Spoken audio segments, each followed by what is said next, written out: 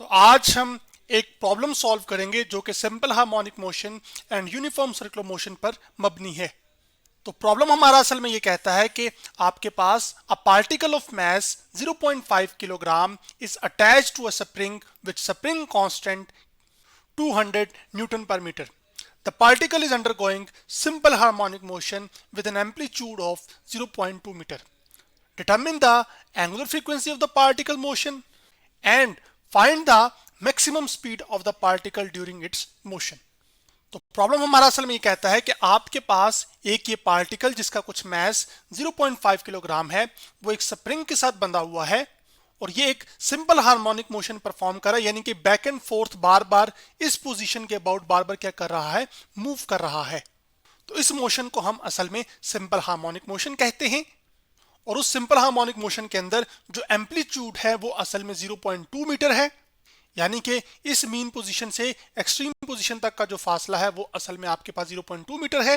तो सवाल ये है कि determine the angular frequency of the particles motion, यानी कि हमने जो पार्टिकल की एंगुलर फ्रीक्वेंसी है जिसको हम ओमेगा से डिनोट करते हैं उसको फाइंड करना है एक तो, और सेकंड पार्ट ये कहता है कि आपके पास मैक्सिमम स्पीड जो पार्टिकल की होगी उसकी मोशन के दौरान वो मालूम करनी है। तो उस स्पीड को हम v मैक्स कहेंगे, v यानी कि स्पीड और मैक्स का मतलब मैक्सिमम स्पीड की मैं बात कर रहा हूं।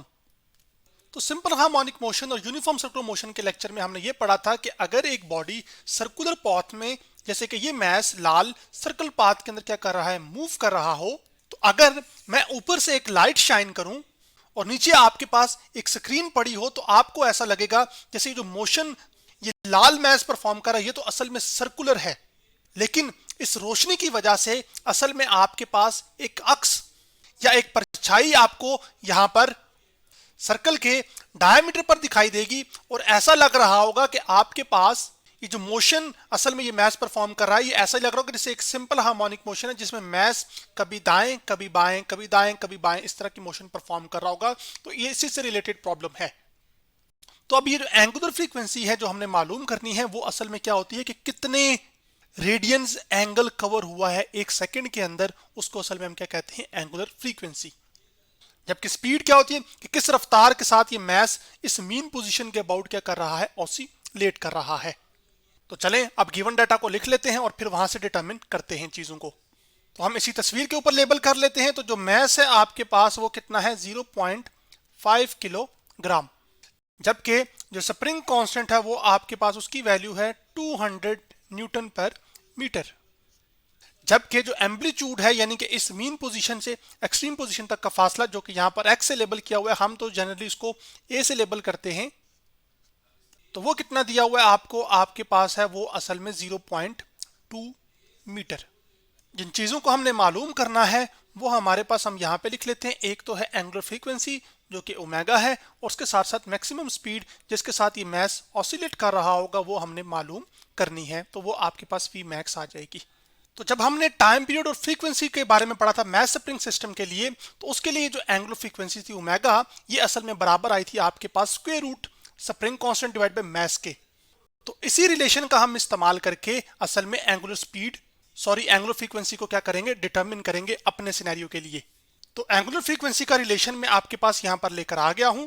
तो चूंकि हमारे सिनेरियो में हमें आपके पास स्प्रिंग कांस्टेंट की वैल्यू मालूम है, तो हम सीधी सीधी स्प्रिंग कांस्टेंट की वैल्यू 200 पुट करेंगे, जो कि आपके पास यहां पर मैं पुट कर चुका हूं अब। जबकि जो मैस हमें दिया गया है वो कितना है, 0.5 किलोग्राम, मैं तो यहां पर 0.5 पुट कर दूंगा। तो 200 को जब मैं कैलकुलेटर के ऊपर 0.5 से डिवाइड करूंगा तो इसका आंसर असल में आ जाएगा आपके पास 400। चले आपकी आंखों की तसल्ली के लिए मैं कर भी देता हूं। तो आपके पास 200 डिवाइड बाय मैं लिख दूंगा 0.5, तो आपके पास क्या आ जाएगा 400, और फिर इस 400 का मैंने क्या लेना है, स्क्वायर रूट, तो आंसर क्या आ गया 20। तो जो एंगुलर फ्रीक्वेंसी है वो आपके पास आ गई है 20 रेडियंस पर सेकेंड। रेडियंस असल में एंगल्स जो कवर होता है उसको रेडियन में हम मेजर करें, जबकि टाइम किसमें मेजर होता है, सेकंड के अंदर, तो रेडियंस पर सेकंड है असल में एंगुलर फ्रीक्वेंसी का यूनिट। अब हमने मैक्सिमम स्पीड निकालनी है पार्टिकल की ड्यूरिंग इट्स मोशन। अब जो हमारा प्रीवियस लेक्चर था जो कि असल में velocity of projection in uniform circular motion पर मबनी था, इसके अंदर हमने वेलोसिटी को डिटरमिन किया था जिसका फाइनल एक्सप्रेशन आपके पास ये निकल कर आया था, जिसमें Vx वो स्पीड है जिसके साथ ये मास ऑसिलेट कर रहा है एक्स डायरेक्शन में, और वो बराबर है एंगुलर फ्रीक्वेंसी स्क्वायर रूट आपके पास R square minus X square के। तो अब हम इसी एक्सप्रेशन का इस्तेमाल करके अपनी मैक्सिमम स्पीड को कैलकुलेट करेंगे। तो ये फॉर्मूला मैं आपके सामने यहाँ पर लिख चुका हूँ, यहाँ पर अब आ गया है। तो अब चूंकि हमने ये जाना था कि असल में आपके पास ये जो सिंपल हार्मोनिक मोशन हो रही होती है वो असल में प्रोजेक्शन है किस चीज की, जब आपके पास एक बॉडी सर्कुलर पाथ में मूव कर रही हो तो उसकी जो प्रोजेक्शन होती है उसके सर्कल के डायमीटर के लॉन्ग वो जो मोशन हो रही थी वो असल में सिंपल हार्मोनिक मोशन होती है। और किसी भी पॉइंट पर स्पीड इस एक्सप्रेशन से हम क्या कर सकते हैं, डिटरमिन कर सकते हैं। तो अब मैं क्या करूंगा कि ओमेगा की वैल्यू यहां पर पुट करूंगा, और ओमेगा हमारे पास कितना आया है 20, जबकि साथ आ जाएगा आपके पास स्क्वायर रूट। और अब ये जो आर स्क्वायर है, असल में आपको मैंने बताया था कि जब बॉडी सर्कुलर पाथ में मूव कर रही होती है तो जो सर्कल का रेडियस होता है वही असल में सिंपल हार्मोनिक मोशन, ये जो नीला मैस परफॉर्म कर रहा है ये असल में इसका एम्पलीट्यूड होता है। तो अब जो एम्पलीट्यूड हमें गिवन डाटा में दिया गया है वो कितना है 0.2, तो मैं यहां पर क्या पुट कर दूंगा 0.2 का स्क्वायर, ठीक है।